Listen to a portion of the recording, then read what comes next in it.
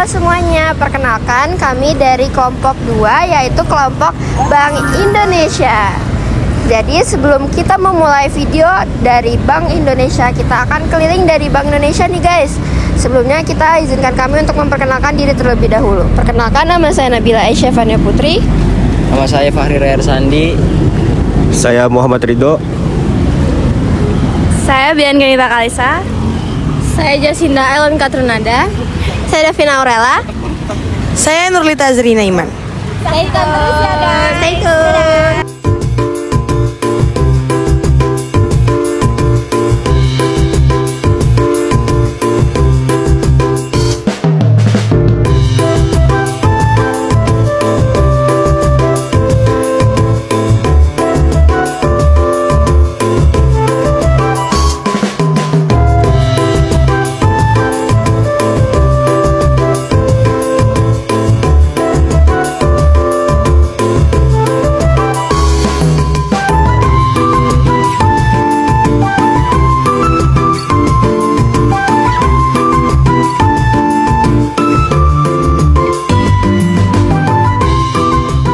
Semuanya, pada hari ini kami akan membahas salah satu gedung bersejarah dan paling ikonik yang ada di kawasan Kota Tua Jakarta, yaitu Museum Bank Indonesia. Gedung ini bukan hanya menyimpan koleksi sejarah ekonomi, tetapi juga saksi perkembangannya ekonomi masa kolonial. Oke, mari kita mulai dengan sejarahnya berdirinya gedung ini.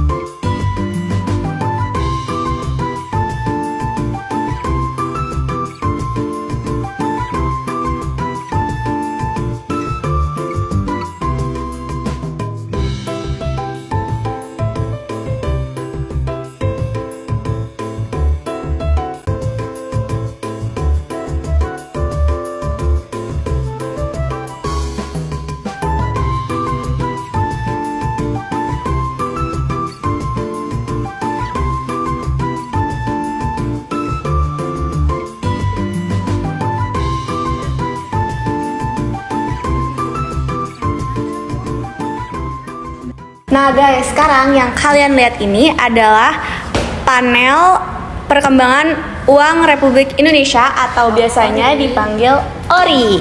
Nah, ORI ini adalah mata uang resmi pertama Republik Indonesia yang diterbitkan pada 30 Oktober 1946 untuk menggantikan uang Nicha dan uang Jepang. Ini ada ORI pertama, ini ciri-cirinya kayak gini. Terus ini ada ORI kedua, dan ini ORI ketiga, ORI keempat, dan ORI terakhir.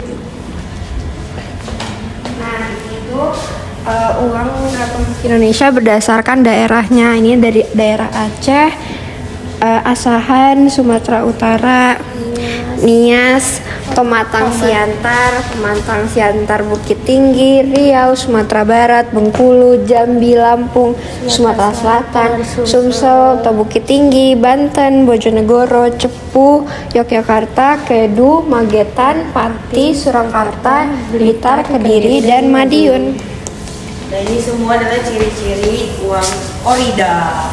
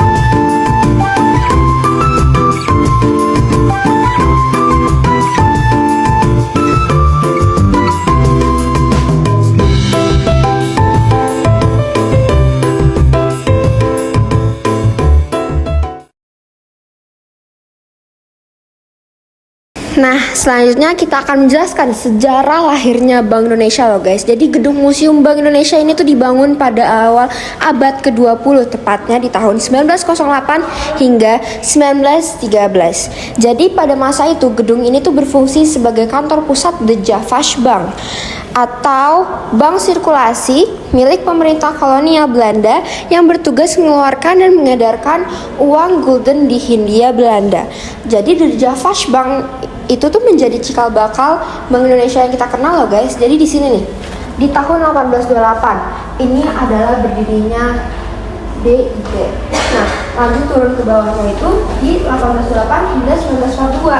Nah, ini baru nih era The Javash Bank yang itu sebagai sirkulasi di wilayah Hindia Belanda atau kantor sirkulasi pengeluaran dan pengedaran uang guldennya. Nah, di 1942 itu tuh ada pendudukan Jepang masuk nih. Jadi pemerintah pendudukan Jepang itu mendirikan DIB-nya lagi. Nah, lanjut turun ke 1945 itu tahun kita merdeka, yaitu kemerdekaan Indonesia. Jadi Belanda tidak mengakui kemerdekaan itu pada 17 Agustus 1945.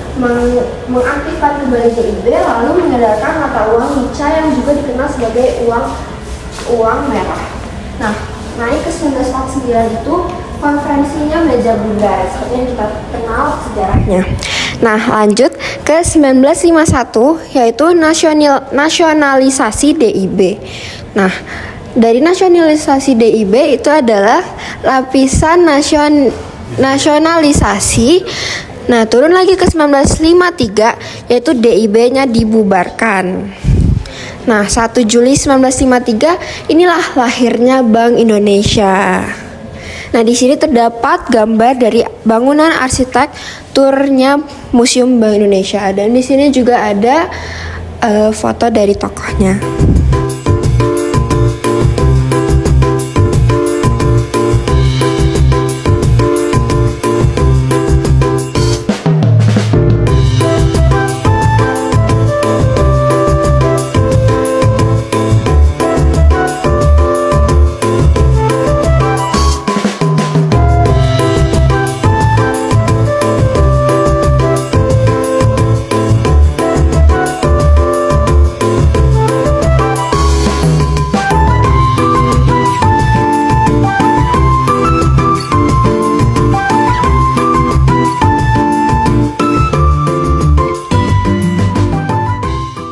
Di sini terdapat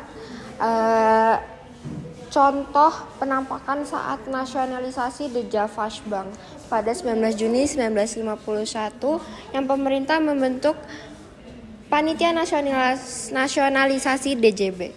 Nah, di sini akhirnya Bank Sentral pun lahir, guys. Walaupun namanya masih The Javash Bank atau DJB. Bukan DIB.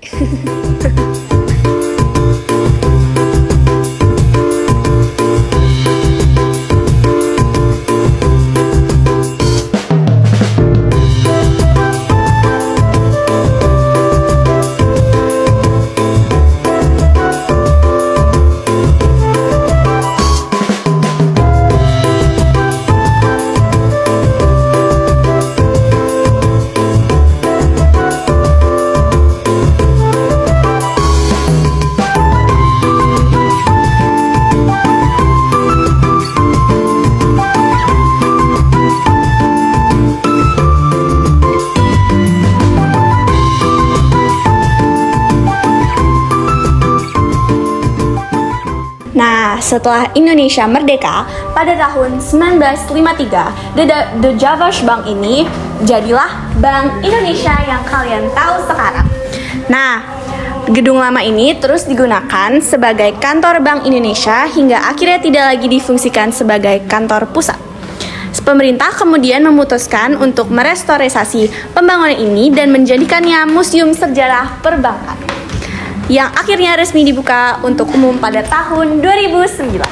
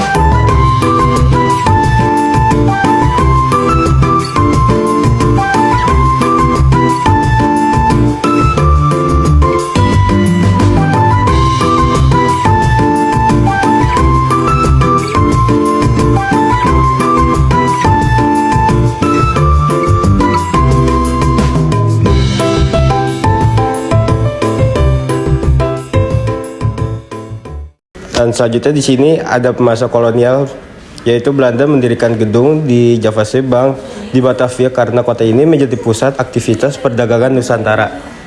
Terus mereka membutuhkan sebuah lembaga keuangan kepercayaan untuk mengatur sirkulasi uang, menjaga stabilitas ekonomi, serta melayani transaksi dagang internasional. Jadi pendirian gedung ini merupakan bagian dari strategi ekonomi kolonial untuk memperkuat kontrol perdagangan di Asia Tenggara.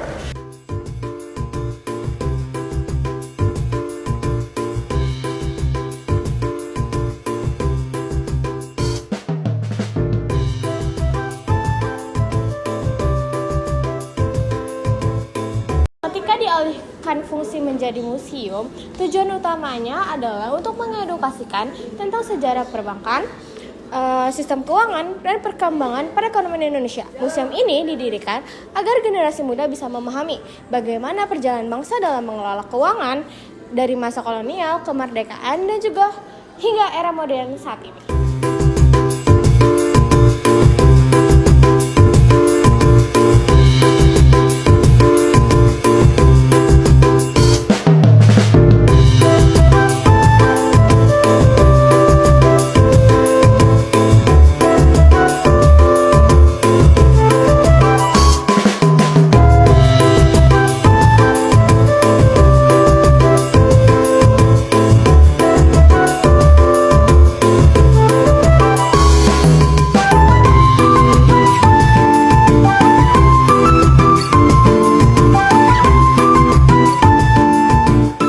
Arsitektur Gedung Bank Indonesia mengusung gaya neoklasik Eropa yang banyak digunakan oleh arsitek baik kolonial Belanda pada awal abad ke-20.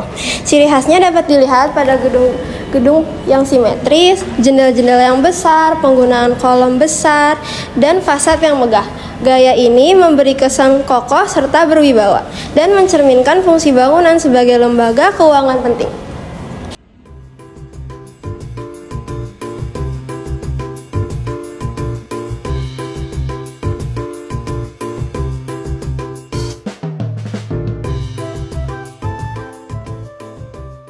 Nah, ini dia gedung dari Museum Bank Indonesia. Bisa dilihat kan arsitekturnya, pilarnya tuh tinggi-tinggi dan jendelanya juga tinggi-tinggi.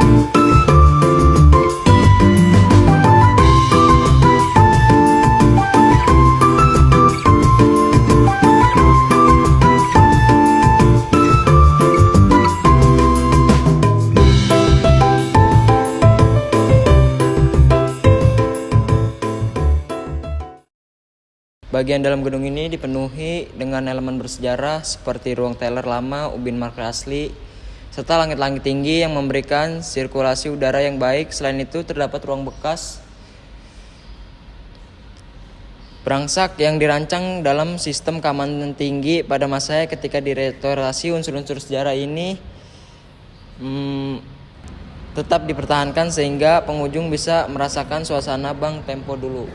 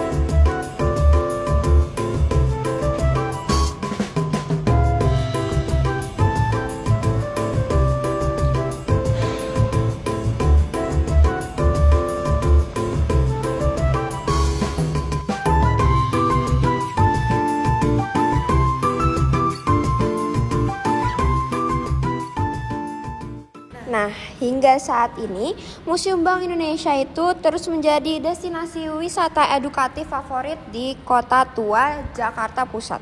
Selain memamerkan koleksi sejarah, uang, dan perbankan, museum ini juga menghadirkan teknologi multimedia seperti yang tadi sudah kita lihat, ada rupiah, ada orida, terus yang rupiah yang kita bisa ngelihat secara dekat, terus juga modern sehingga pengunjung tuh dapat belajar dengan cara yang lebih interaktif. Nah, itulah sejarah, alasan pendirian dan keunikan arsitektur